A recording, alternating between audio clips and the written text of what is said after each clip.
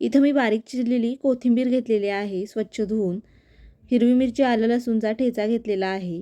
बारीक चिरलेला कांदा, पाव चमचा ओवा, हळद थोडीशी, लाल तिखट थोडंसं आणि चवीनुसार मीठ घातलेलं आहे. हे थोडं मिक्स करून घेऊ.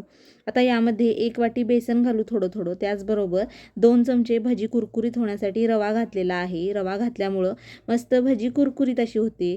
पाण्याचा थोडा हापका मारून पीठ थोडं घट्टसर असं तयार करून घेऊ. चिमूटभर खाण्याचा सोडा घालून बघू शकताय.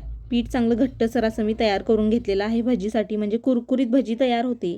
कढईमध्ये तेल गरम करत ठेवलेलं आहे. आता पिठाची आपण छोटी छोटी भजी तेलामध्ये सोडू आणि मीडियम गॅस करून मस्त कुरकुरीत अशी भजी तळून घेऊ. छोटी छोटी भजी तळल्यामुळं पटकन तळली जातात आणि कुरकुरीत अशी भजी तयार होते. कोथिंबीर वडीसारखी चवीला लागणारी खमंग कुरकुरीत अशी कोथिंबीरची भजी तयार झालेली आहे. नक्की एकदा करून बघा.